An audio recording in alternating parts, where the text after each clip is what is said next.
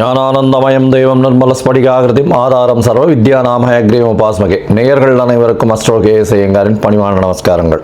மாத பலன் விஸ்வாவசு வருஷம் சித்திரை மாதம் 14/4/2025 14/5/2025 வரலும் உண்டான பலன்கள். இந்த சித்திரை மாதம் என்பது வருஷத்தின் முதல் நாள், தமிழ் ஆண்டின் முதல் நாள். ஏற்கனவே தமிழ் புத்தாண்டு பலன்கள் தனியாக போட்டிருக்கேன், பாருங்க. இப்போ இந்த புது மாதத்தின், அதாவது சித்திரை மாதத்தின் பலனில் முதல்ல இந்த மாதத்தினுடைய கிரகச்சாரங்கள் என்னென்ன மாற்றங்கள் வருது, அது தவிர இந்த மாதத்தில் வரக்கூடிய, அதாவது கிரகங்களுடைய மாற்றங்கள் என்னென்ன இருக்குது அப்படின்றத பார்ப்போம்.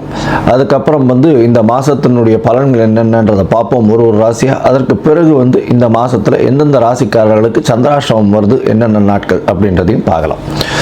முதல்ல இந்த மாதத்தினுடைய கிரகச்சாரங்கள், அதாவது கோள்களின் மாற்றங்கள் என்னென்ன அப்படின்னு பார்ப்போம். சித்திரை மாதம்னு சொன்னோம் என்னன்னா, மேஷத்தில் சூரியன் உச்சம் பெற்று போயிருக்கக்கூடிய காலகட்டம். மேஷத்தில் சூரியன் இருக்கக்கூடிய காலகட்டத்தை சித்திரை மாதம்னு சொல்கிறோம். புது வருஷமும் பிறகுறது. 2ஆம் இடம்னு சொல்லக்கூடிய ரிஷபத்தில் குரு, கடகத்தில் செவ்வாய் நீச்சப்பட்டு போகிறார். அது தவிர கன்னியில் கேது. இந்த மாதத்தில் சனி பகவான் சித்திரை மாதத்தில் கும்பத்தில் ஆட்சி பெற்ற மூல திரிகோண வீட்டில் இருக்கார்.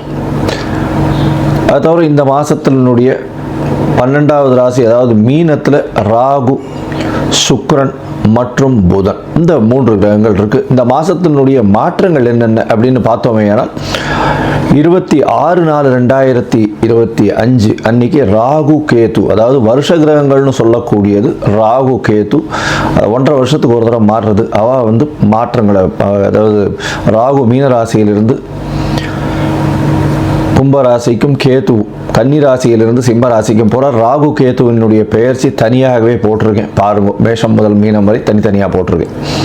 அது தவிர பார்த்தோம்னா இந்த மாதம் 30/4/2025 அன்னைக்கு புதன் மேஷ ராசிக்கு போகிறார். அதற்கு பிறகு இந்த மாதத்தில் வரக்கூடிய இன்னொரு மாற்றம் என்ன அப்படின்னா, வருஷ கிரகமான குரு மாறுறார். எப்போ அப்படின்னா 11/5/2025 அன்னைக்கு மாறுறார். இது இந்த மாதத்தினுடைய கிரகச்சாரம். இந்த மாதத்தில் வரக்கூடிய விசேஷ நாட்கள் அப்படின்னு பார்த்தாலேயானால் 23/4/2025 அன்னைக்கு வாஸ்துன்னு சொல்லும்பொழுது வாஸ்து புருஷன் கண் விழிக்கும் நேரம் 8:04 9:34 வரலும் 1.5 மணி நேரம் கண்ணு முழுகிறார். அதாவது 90 நிமிஷங்கள் சூரிய உதயத்திலிருந்து இதை கணக்கு பண்ணிக்கணும். அதை தவிர பார்த்தாலேயானால் வாஸ்து கண் விழிக்கும் பொழுது எந்த ஒரு தோஷமும் கிடையாது. அதாவது அந்த காலகட்டத்தில் அடிக்கல் போடுறது, அதாவது மனை சாஸ்திரம் அடிக்கல் போடுறது, அதை தவிர புதுசாக வீடு கட்டுறதுக்கு ஆரம்பிக்கிறது, பெரிய கன்ஸ்ட்ரக்ஷன் போடுறது, பத்திரங்கள் பதிவு பண்ணுறது, இந்த மாதிரியான விஷயங்கள் பண்ணும் பொழுது நல்ல ஒரு ஏற்றங்கள் கிடைக்கும். அதை தவிர வீட்டுக்கு வாசக்கால் வைக்கிறது, இதெல்லாம் வாஸ்து நேரத்தில் பண்ணுவது மிகவும் சால சிறந்தது. வாஸ்து கண் விழிக்கும் நேரத்தை 5 பிரிச்சிருக்காங்க, 18 நிமிஷமாக. 5-18 நிமிஷம். முதலில் வாஸ்து கண் விழித்து காலை கடனை முடிக்கிறார். அதற்கு பிறகு ஸ்நானம் செய்கிறார். அதற்கு பிறகு பூஜை செய்கிறார். அதற்கு பிறகு அதாவது சாப்பாடு, அதாவது அவர் உண்ணக்கூடிய நேரம் 18 நிமிஷம். அதற்கு பிறகு தாம்பூலம் தரிக்கும் நேரம். இந்த உண்ணக்கூடிய நேரத்திலையும் தாம்பூலம் தரிக்கும் நேரமான கடைசி 36 நிமிஷம், அதாவது 8:58 9:34 வரலும் இருக்கக்கூடிய நேரத்தில் செய்யக்கூடிய அனைத்து வேலைகளும், அதாவது கன்ஸ்ட்ரக்ஷனுக்குன்னு அந்த இது எந்த ஒரு சிவில் கன்ஸ்ட்ரக்ஷனாக இருந்தாலும் அது வெற்றியை கொடுக்கும் அப்படின்றது சொல்கிறேன். அதனால் வாஸ்து ரொம்பவும் முக்கியமான விஷயம். சரி, இந்த மாதத்தில் வரக்கூடிய மற்ற விஷயங்கள் என்ன அப்படின்னா, 25/4/2025 ரமண மகரிஷி, திருவண்ணாமலையில் ரமண மகரிஷியினுடைய 75வது ஜெயந்தி. அதற்கு பிறகு 27ஆம் தேதி கள்ளழகர் ஆற்றுல இறங்குறார். 27/4/2025 அன்றைக்கி அமாவாசை வேறு. அதற்கு பிறகு பார்த்தாலேயானால் 30/4/2025 அன்னைக்கு அக்ஷய திருத்தியை. அக்ஷய திருதினா வளர்பிறை திருதியை, அதாவது அமாவாசைக்கு அடுத்து வரக்கூடிய 3ஆவது நாள் அக்ஷய திருதியை. இந்த துவரம்பருப்பு அதெல்லாம் வாங்கக்கூடிய நல்ல நாள். பொதுவாகவே தங்கம் வாங்கணும் அப்படின்னு வச்சுருக்காங்க. இப்போ அப்படிலாம் கிடையாது. துவரம்பருப்பு, வெல்லம், அடுத்தது கொஞ்சோண்டு உப்பு வாங்கினாலே வீடு சுபிக்ஷமாக இருக்கும், கவலைப்பட வேண்டாம். அது தவிர பார்த்தோம்னா 4/5/2025 அன்னைக்கு அக்னி நட்சத்திரம் ஆரம்பிக்கிறது. அக்னி நட்சத்திரம்ன்றது உச்சகரமான வெயிலை குறிக்கக்கூடிய கிட்டத்தட்ட ஒரு 28-29 நாள் ஆரம்பிக்கிறது. இது வந்து வைகாசி மாதம் வரலும் தொடர்றதுனால ஆரம்பத்தை மட்டும் சொல்கிறோம். அதை தவிர பார்த்தேனால் இந்த அக்னி நட்சத்திரத்தின் போது பொதுவாக வீட்டினுடைய சுபகாரியங்களை எடுத்து பண்ணுறதில்லை. அதாவது கல்யாணம் எல்லா விஷயங்களும் சுபகாரியங்களை எடுத்து பண்ணுறது கிடையாது. அதனால் அக்னி நட்சத்திரத்தை தவிர்த்துருவா பொதுவாகவே. அது தவிர 12/5/2025 அன்னைக்கு சித்ரா பௌர்ணமி பெரிய விசேஷம். சித்ரா பௌர்ணமி அப்படின்னு சொல்லக்கூடியது மதுரை வைகை ஆற்றுல இறங்குறது பெரிய விசேஷமாக சொல்லக்கூடியது. கள்ளழகரும் இறங்குறாரு வைகையில், சித்ரா பௌர்ணமி அன்னைக்கு இறங்குறார். இந்த காலகட்டத்தில் பார்த்தலையானா இந்த சித்திரை மாதம் நல்ல ஒரு ஏற்றமான மாதமாக இருக்குது.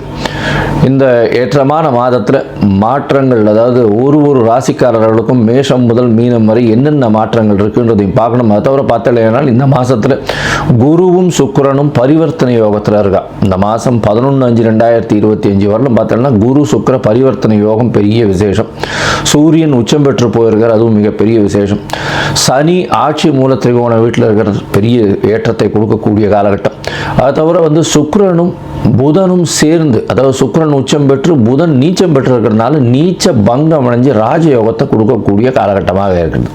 சரி, இது எந்தெந்த ராசிக்காரர்களுக்கு கொடுக்கறது அப்படின்னு மேஷம் முதல் மீனம் வரை பார்க்கலாம். அதற்கு முன்னாடி என்னுடைய மொபைல் நம்பர் ஸ்க்ராலிங்கில் போயின்னு இருக்கும். உங்களுக்கு அஸ்ட்ராலஜிக்கல் கன்சல்ட் தேவைப்பட்டது ஏனால் நீங்கள் எனக்கு ஃபோன் பண்ணுங்க. உங்களுடைய date, time, place of birth, உங்களுடைய பெயர், தாய் தகப்பனார் பெயர் இதுவரெல்லாம் அனுப்புங்க. என்னுடைய கட்டணம் என்னன்னு சொல்கிறேன். அந்த கட்டணத்தை செலுத்திட்டு அப்பாயின்மெண்ட் எடுத்துக்கோங்க. உங்களுடைய ஜாதகத்தை போட்டு அதில் சந்தி இருக்கான்னு பார்த்து, லக்ன சந்தி, ராசி சந்தி, நட்சத்திர பாத சந்தி, லக்ன பாத சந்தி இதெல்லாம் இருக்கான்றதை பார்க்கணும். பார்த்துட்டு உங்களுடைய இப்போ நடக்கக்கூடிய தசா புக்தி அந்தரம் சூக்ஷ்மம் எப்படி இருக்குது, இப்போ நடக்கக்கூடிய கோச்சாரம் எப்படி இருக்குன்றதை பார்த்துட்டு உங்களுக்கு உண்டான பலன்கள் என்ன அப்படின்றதையும் எளிய பரிகாரங்களும் வந்து சொல்கிறேன் நான். சரி, இந்த மாதம் சித்திரை மாதம் விஸ்வாவசு வருஷம் என்ன ஒரு ஏற்றத்தையும் மாற்றத்தையும் கொடுக்கும் அப்படின்றத ஒரு ராசியாக மேஷம் முதல் மீனம் வரை பார்க்கலாம். ரிஷபம், கிருத்திகை, ரோகிணி, மிருகசீரிஷம் இந்த 3 நட்சத்திரம் 9 பாதங்களை கொண்ட ராசி. ராசியின் அதிபதி அப்படின்னு சொல்லக்கூடியவர் சுக்கிரன். உங்களுடைய ராசிக்கு பார்த்தலையினால் சுக்கிரன் உச்சம் பெற்று போய் 11ஆம் இடத்துல இருக்கார். நினைத்த விஷயங்கள் நினைத்த நேரத்தில் நினைத்த காலத்தில் நடக்கக்கூடிய காலகட்டமாக அமைய போகிறது. சித்திரை மாதம் வேற வந்தாச்சு. இந்த காலகட்டத்தில் திருமண பாக்கியம் கைகூடக்கூடிய வாய்ப்புகள் மிகவும் அதிகம். இந்த சித்திரை மாதத்தில் பார்த்தேன்னா இந்த மாத கடைசியில் தான் குரு மாறுறார். அதுக்குள்ளேயும் வந்து கண்டிப்பாக திருமண பாக்கியம் ஏற்படும். ஏன்னா ராசிநாதன் பரிவர்த்தனை யோகம் வேறு இருக்குது. 11ஆம் இடத்துல வந்து உச்சம் பெற்று போயிருக்கார். நினைத்தது எல்லாமே நடக்கக்கூடிய அபிலாஷைகள் எல்லாமே நடக்கக்கூடிய காலகட்டம். 11ஆம் இடம்னு சொல்லக்கூடியது வந்து அபிலாஷைகள், உங்களுடைய நீங்கள் நினைக்கக்கூடிய விஷயங்கள் அனைத்தும் நடைபெற வேணும் அப்படின்னா 11ஆம் இடம் வந்து ரொம்ப ஸ்ட்ராங்காக இருக்கணும். பொதுவாகவே வந்து சூரியன், சந்திரன் இல்லைன்னா ராசிநாதன் வந்து உச்சம் பெற்று போயிருக்கிறது அந்த மாதிரியான விஷயங்கள் 11ஆம் இடத்துல நிகழ்ந்ததே ஆனால் அது ஒரு பெரிய ஏற்றத்தை கொடுக்கும். இந்த மாதம் பார்த்தோம்னா சித்திரை மாதத்தில் உங்களுக்கு பெரிய ஏற்றம். 11ஆம் இடத்துல உச்சம் பெற்ற சுக்கிரன் இருக்கிறது பெரிய விசேஷம். இதன் மூலியமாக இவ்வளவு நாளாக உங்களுக்கு எந்தெந்த தடைகள் இருந்ததோ நீங்கள் நினைச்ச காரியங்கள் எல்லாம் நடைபெறக்கூடிய வாய்ப்புகள் இந்த மாதத்தில் சித்திரை மாதத்தில் கண்டிப்பாக நடந்தே தீரும். கவலைப்பட தேவையில்லை. ராசியிலேயே குரு இருக்கிறதுனாலையும் சப்தமத்தை பார்க்கறதும் பெரிய விசேஷம். இதன் மூலியமாக பார்த்தேனால் கண்டிப்பாக திருமண பாக்கியம் ஏற்படும். எவ்வளோ நாளாக வந்து இந்த இளைஞர்கள் வந்து திருமணத்திற்கு பார்த்து கொண்டிருப்பவர்களுக்கு கண்டிப்பாக திருமண பாக்கியம் இந்த காலகட்டத்தில் அமையக்கூடிய வாய்ப்புகள் உண்டு. அதை தவிர பார்த்தேனால் 5ஆம் இடத்தை குரு பார்க்குறார். குரு 5ஆம் இடத்தை பார்க்குறார். இதில் என்ன விசேஷம் அப்படின்னா 26 நாள் அன்னைக்கு கேது பயிற்சி ஆகிடுறார். ராகு கேது பயிற்சி ஆகுது. அதனால் 5ஆம் இடத்தை குரு பார்ப்பதன் மூலியமாக திருமணமான தம்பதியினர்களுக்கு இவ்வளவு நாளாக திருமணம் ஆகி குழந்தை இல்லாமல் இருந்தவர்களுக்கு இந்த காலகட்டத்தில் குழந்தை பிராப்தி ஏற்படக்கூடிய வாய்ப்புகள் நிச்சயமாக உண்டு. இதை தவிர உங்களுடைய ராசிக்கு பார்த்தேனால் 3ஆம் இடத்துல செவ்வாய், அதாவது உங்களுடைய ராசிக்கு சப்தமாதிபதி 3ஆம் இடத்துல முயற்சி ஸ்தானத்தில் போய் உட்காந்து நீச்சம் படுறார். இந்த காலகட்டத்தில் பார்த்தேன்னா வெளிநாடு வெளியூர் போகக்கூடிய வாய்ப்புகள் நிச்சயமாக உண்டு. 12ஆம் அதிபதி 3ஆம் இடத்துல போய் இருக்கிறது பெரிய விசேஷத்தை கொடுக்கக்கூடிய காலகட்டம். இதை தவிர இதில் கலைத்துறையில் இருக்கிறவங்களுக்கெல்லாம் பெரிய ஏற்றம் கிடைக்கும். புதுசாக ப்ராஜெக்ட்ஸ் போடக்கூடிய வாய்ப்புகள் நிச்சயமாக உண்டு. பால் சம்பந்தப்பட்ட தொழிலில் இருக்கிறவங்களுக்கு பெரிய ஏற்றத்தை கொடுக்கும். தண்ணீர் சம்பந்தப்பட்ட தொழில்கள், அதை தவிர இந்த ஆடை, வெண்ணிற ஆடைகள், ஆடை உற்பத்தியில் இருக்கிறவங்களுக்கெல்லாம் பெரிய ஏற்றம் கிடைக்கக்கூடிய வாய்ப்புகள். மருத்துவர்கள், அதுவும் இந்த சுக்கிரன் சம்பந்தப்பட்ட மருத்துவத்துறைன்னு சொல்லக்கூடியது, இந்த நகாசு வேலைகள், அழகு கலை, அந்த மாதிரியான விஷயங்கள், இந்த ஃபேஷியோ மேக்ஸிலரி சர்ஜரிஸ்ன்னு சொல்லக்கூடிய முகத்தை சீரமைக்கக்கூடியது, இதெல்லாம் பெரிய ஏற்றத்தை கொடுக்கக்கூடிய வாய்ப்புகள் மிகவும் அதிகம். ராசிக்கு 11ஆம் இடத்துல பார்த்தேனால், அதாவது சுக்கிரனோடு சேர்ந்து புதன் இருக்கார். உங்களுடைய ராசிக்கு 2, 5 அதிபதி, அதாவது 2ஆம் அதிபதினு சொல்லக்கூடிய ஒரு தன வாக்கு குடும்பஸ்தானத்தின் அதிபதி. அவர் நீச்சப்பட்டு போயிருக்கார். இருந்தாலும் நீச்ச பங்கம் அடைகிறார். ஏன்னா கூடவே சுக்கிரன் உச்சம் பெற்று போயிருக்கிறதுனால நீச்ச பங்கம் அடையக்கூடிய காலகட்டமாக அமைகிறது. இதன் மூலியமாக பார்த்தேனால் பணவரவு அபரிமிதமாக இருக்கக்கூடிய காலகட்டம். வெளிநாடு, வெளியூர், வெளிமாநிலம் செல்லக்கூடிய வாய்ப்புகள் உண்டு. திருமணமான தம்பதிகளுக்கு குழந்தை பாக்கியம் உண்டாகக்கூடிய காலகட்டமாக அமையும். 10ஆம் இடத்தில் உங்களுக்கு சனி பகவான் ஒரு 10 நாளில் பார்த்தேன்னா ராகுவும் சேர்ந்து வரும். தொழிலில் அபரிமிதமான ஏற்றம், அதாவது வெளிநாடு போயிட்டு வரக்கூடிய வாய்ப்புகள், அதுவும் இண்டஸ்ட்ரீஸ்லாம் வச்சிருக்கிறவாளுக்கெல்லாம் பெரிய ஏற்றம் கிடைக்கும். உங்களுக்கு கீழே அடிபணிஞ்சு வேலை செய்கிறவாள் நம்பர் ஆஃப் எம்ப்ளாயீஸ் அதிகம் பண்ணுவீங்க. இப்போ 10 பேர் வச்சுருக்கீங்கன்னா ஒரு 50 பேர் 100 பேர் ஆக்கக்கூடிய வாய்ப்புகள் மிகவும் அதிகமாக இருக்கும். ஏன்னா ராகுவே போய் 10ஆம் இடத்துல போய் உட்கார்ற பெரிய ஏற்றத்தை கொடுக்கக்கூடிய காலகட்டமாக இருக்கும்.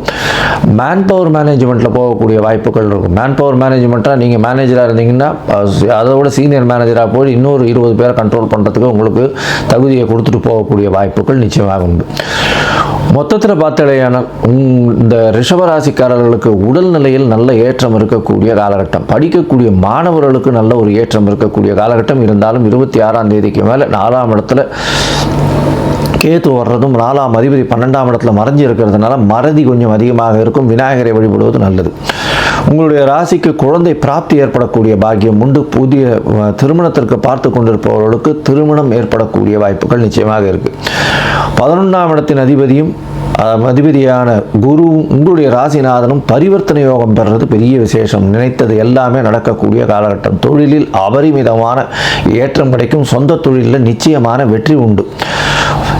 அதை தவிர பார்த்தேனால் உங்களுடைய ராசிக்கு சப்தமாதிபதி 3ஆம் இடத்துல நீச்சப்படுறதுனால பார்ட்னர்ஷிப் தொழிலில் சிறு சிறு பிரச்சனைகள் இருக்கக்கூடிய வாய்ப்புகள் நிச்சயமாக உண்டு. தந்தையின் உடல் நலத்தில் நல்ல ஒரு ஏற்றம் இருக்கக்கூடிய காலகட்டம். பொது காரியங்களுக்குன்னு அதிகமாக செலவு பண்ணக்கூடிய வாய்ப்புகள் நிச்சயமாக இருக்கும். இந்த மாதத்தில் நீங்கள் ஒரு தரமாவது அருகில் இருக்கக்கூடிய இந்த ஸ்ரீரங்கம் கோவிலுக்கு போயிட்டு தாயாரை சேவிச்சுட்டு வாங்க. ஸ்ரீரங்கநாதனை போய் சேவிச்சுட்டு தாயாரையும் போய் சேவிச்சுட்டு வர்றதுனால உங்களுக்கு உண்டான எல்லா வித ஏற்றமும் மாற்றமும் இந்த மாதம் நிச்சயமாக வரும்.